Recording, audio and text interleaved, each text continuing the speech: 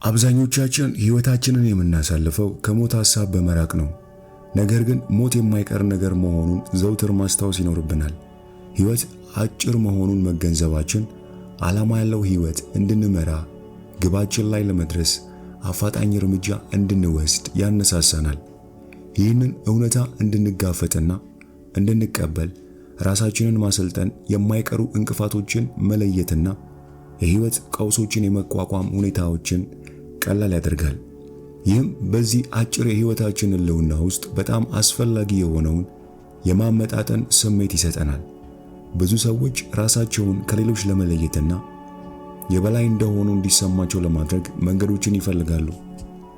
ከዚያ ይልቅ ግን በሁሉም ሰው ውስጥ ሟች መሆንን ማየትና ሞት እንዴት ሁላችንን እንደሚያስተካክልና እንደሚያገናኝ መረዳት ያስፈልጋል። ሟች መሆናችንን በጥልቀት በመገንዘብም የሕይወትን እያንዳንዱን ገጽታ በተሟላ ሁኔታ እንለማመዳለን።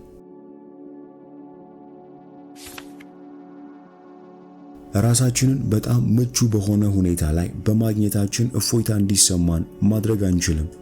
እንዲያውም ይህን በማድረጋችን ትልቅ ስህተት እንሰራለን። ሁላችንም በሞት ሂደት ላይ ነን። ሁላችንም በፊታችን ተመሳሳይ እርግጠኛ ያለመሆን ሁኔታዎች ተጋርጠውብናል። ሆኖም እኛ አሁንም በሞት ሐሳብ ዙሪያ ዘና ማለት ማለቂያ የሌላቸውን የጊዜ እይታዎችን ከፊታችን ለማየትና በሕይወታችን ውስጥ ለመሮጥ እንችላለን። ከዚያ ግን እውነታው ሲደርስ ምናልባት በሙያችን ውስጥ ባልተጠበቀ ቀውስ ወይም በግንኙነት ውስጥ የሚያሳምም መለያየት ሲፈጠር ወይም የቅርብ ሰው ሲሞትብን ወይም እኛ ራሳችን ለሕይወታችን የሚያሰጋ ሕመም ሲገጥመን ያንን ለመቋቋም ዝግጅት አይኖረንም። ሞትን ከማሰብ መቆጠብ ሌሎች ደስ የማይሉ እውነታዎችንና መከራዎችን የምንቋቋምበት የራሳችን ንድፍ እንድናዘጋጅ ያደርገናል። በዚህም ከቁጥጥር ውጭ እንሆናለን፣ ሚዛናችንን እናጣለን። ላጋጠመን ነገር ሌሎችን ጥፋተኛ እናደርጋለን፣ ለራሳችን እናዝናለን፣ እንናደዳለን፣ ወይም ደግሞ ትኩረታችንን የሚከፋፍሉ ነገሮችን እንመርጣለን። እንዲያውም ስቃዩን ለማስታገስ ፈጣን መንገድ እንመርጣለን። ይህም የማይነቃነቅ ልማድ ይሆንብናል። በአጠቃላይ በዚህ ሞት ስለመኖሩ አለማሰብ የተነሳ ጭንቀትና ባዶነት እንዲሰማን የመሆን ዝንባሌ ይኖረናል። ከዚያ ይህ የዕድሜ ልክ ንድፍ ከመሆኑ በፊት ራሳችንን ከዚህ ህልም መሰል ሁኔታ በእውነተኛና ዘላቂ በሆነ መንገድ ልናነቀው ይገባል። ለዚህ ደግሞ ሳናቅማማና ለአጭር ጊዜ ረቂቅ በሆነ ሁኔታ ብቻ ስለ ሞት በማሰላሰል ራሳችንን ሳናታልል ሟች መሆናችንን መመልከት ይኖርብናል። ሞት በሚያመጣው እርግጠኛ ያለመሆን ላይ ጠንክረን ማተኮር አለብን። ሞት ልክ እንደ ሌሎች መከራዎች ወይም መለያየት ድንገት ሊመጣ የሚችል በመሆኑ ግንዛቤዎቻችንን ለሌላ ጊዜ ማስተላለፋችንን ማቆም ይኖርብናል።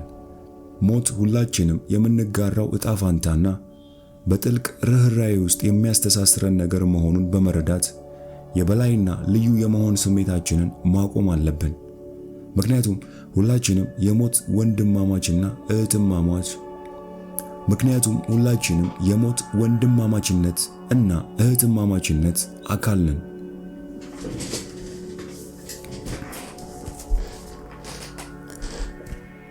ይህን ስናደርግ ለሕይወታችን የተለየ መንገድ አዘጋጅተናል። የሞትን መኖር የተለመደ በማድረግ ሕይወት ምን ያህል አጭር እንደሆነችና ለኛ በእርግጥ አስፈላጊ የሆነው ነገር ምን እንደሆነ እንረዳለን። ስራዎቻችንና ግንኙነቶቻችንን በተመለከተ ጥድፊያና ጥልቀት ቁርጠኝነት ይሰማናል። ችግር፣ መለያየት ወይም ሕመም ሲያጋጥመን ያን ያህል ፍርሃትና ጭንቀት አይሰማንም። ሕይወት ስቃይና መከራን የሚያካትት መሆኑን መቀበል እንችላለን። እናም እነዚህ ሁኔታዎች በሚያጋጥሙን ጊዜ ራሳችንን ለማጠንከርና ለመማር እንጠቀምባቸዋለን። በተጨማሪም ሟች የመሆናችን ግንዛቤ ሞኝ ከሆኑ ሽንገላዎች እንድንጸዳ በማድረግ እያንዳንዱን የተሞክሯችንን ገጽታ ያጠናክርልናል።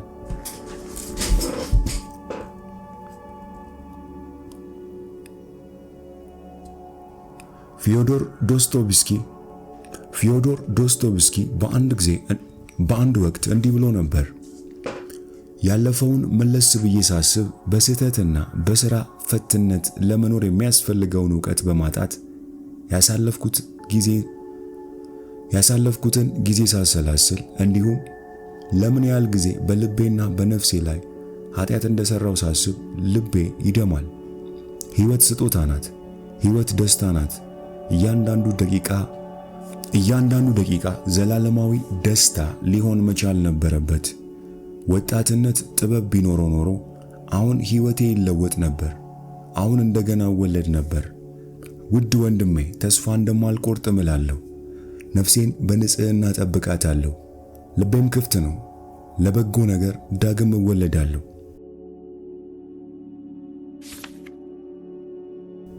ወደ ኋላ ተመልሰን እንደምንም የዕለት ተዕለት ሐሳቦቻችንን መመርመር ብንችል የሚሽከረከሩት በተመሳሳይ ጭንቀቶች፣ ቅዠቶችና ቅሬታዎች ዙሪያ እንደሆነ እንገነዘባለን። ከሆነ ሰው ጋር ስንራመድ ወይም ስንወያይ በአጠቃላይ በውስጣችን ከራሳችን ጋር እየተነጋገርን ስለሆነ ከምናየውና ከምንሰማው ነገር የምናዳምጠውና ትኩረት የምንሰጠው ለግማሹ ብቻ ነው። አልፎ አልፎ ግን የተለያየ አስተሳሰብና ስሜት የሚያነሳሱ የተወሰኑ ሁኔታዎች ሊያጋጥሙን ይችላሉ። ለምሳሌ ከዚህ በፊት ሄደንበት ወደ ማናውቀው ከተለመደው የምቾት ቀጠናችን ውጭ ወደ ሌላ ሀገር ጉዞ ሄደን እንበል። ወዲያው የስሜት ህዋሳቶቻችን ወደ ህይወት ይመጣሉ። የምናየው የምንሰማው ነገር ሁሉ ይበልጥ በህይወት የተሞላ ይመስላል። በተጨማሪም በዚህ ያልተለመደ ቦታ ላይ ችግሮችን ወይም አደገኛ ሁኔታዎችን ለማስወገድ ለሁሉም ነገር ትኩረት መስጠት እንዳለብን እንረዳለን። በተመሳሳይም ለጉዞ በምንዘጋጅበት ጊዜ የምንወዳቸውንና ለተወሰነ ጊዜ ልናያቸው የማንችላቸውን ሰዎች ስንሰናበት በድንገት በተለየ አይን ልንመለከታቸው እንችላለን። በተለምዶ ቀላል አድርገን እንመለከታቸው የነበሩ ሰዎች አሁን ግን በፊታችን ላይ ያሉትን ልዩ መገለጫዎች በትኩረት እንመለከታለን። የሚናገሩትን እናዳምጣለን። እያንዣበበ ያለው የመለያየት ስሜት የበለጠ ስሜታዊና ትኩረት እንድንሰጥ ያደርገናል። ይህ ስሜት ከፍተኛ በሆነ መጠን የሚከሰተው የሚወዱት ሰው፣ ወላጅ ወይም የትዳር አጋር ወይም ወንድም ወይም እህት በሞት ሲለይ ነው። ምክንያቱም ያ ሰው በሕይወታችን ውስጥ ትልቅ ሚና ተጫውቷል። ወደ ውስጣችን አስገብተነዋል። እናም በሱ ሞት በሆነ መንገድ የራሳችንን የሆነ ክፍል አጥተናል። በዚህ ሁኔታ ውስጥ የራሳችን የሟችነት ጥላ ለቅጽበት በላያችን ላይ ይወድቃል። የማጣታችንን ዘላቂነት ስለምንገነዘብ አብረውን እያሉ የበለጠ ስላላደነቅናቸው እንጸጸታለን። አልፎ ተርፎም ሌሎች በድንገት የደረሰብንን የሆነ የሞት እውነታ ዘንግተው ሕይወት ለነርሱ እየቀጠለ በመሆኑ የተወሰነ ንዴት ሊሰማን ይችላል። ከዚህ ማጣታችን ከብዙ ቀናት ወይም ምናልባትም ከሳምንታት በኋላ ሕይወትን በተለየ መንገድ እንለማመዳለን። ስሜታችን የተጎዳ ይሆናል። ከሞተው ሰው ጋር የነበረን ግንኙነት የሚያስታውሱን የተወሰኑ ነገሮች ይመጣሉ። ከዚያ የስሜቱ ጥንካሬ እየደበዘዘ ቢሄድም ሆኖም በሞት ያጣነው ሰው በምናስታውስበት ጊዜ ሁሉ የዚያ ጥንካሬ ትንሽ ክፍል ተመልሶ መምጣቱ አይቀርም። ሞትን በአጠቃላይ የሚያስፈራንን ገደብ መሻገር እንደሆነ አድርገን የምንመለከት ከሆነ ከላይ የተዘረዘሩትን ተሞክሮዎች በትንሽ መጠን የራሳችንን ሞት የሚጠቁሙ ይሆናሉ። ወደ ባዕድ ሀገር መጓዝ፣ ወደ አዲስ የህይወት ምዕራፍ መግባት፣ ሁሉም ለውጦች ያለፈውን ጊዜ መለስ ብለን እንድናስብና በውስጣችን ላይ አንድ አካል እንደሞተ ሆኖ እንዲሰማን የሚያደርጉ ናቸው።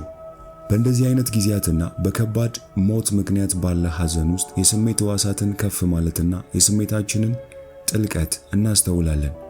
የተለየ አቅጣጫ ያላቸው ሐሳቦች ወደኛ ይመጣሉ። የበለጠ ትኩረት የምንሰጥ እንሆናለን። በጊዜያዊነት ሌላ ሰው የሆንን ይመስል የህይወት ተሞክሮአችን በጥራት የተለየና የተነቃቃ ይሆናል ማለት እንችላለን። ሆኖም እኛ ራሳችን ከሞት ለጥቂት ብንተርፍ ይህ በአስተሳሰባችን በስሜታችንና በስሜት ሕዋሳቶቻችን ላይ ያለው ለውጥ እጅግ ጠንካራ ከመሆኑ የተነሳ ከእንደዚህ አይነት ተሞክሮ በኋላ የትኛውም ነገር ተመሳሳይ አይሆንም። ይህንን እርስ በርሱ የሚጋጭ የሞት ውጤት ብለን እንጠራዋለን።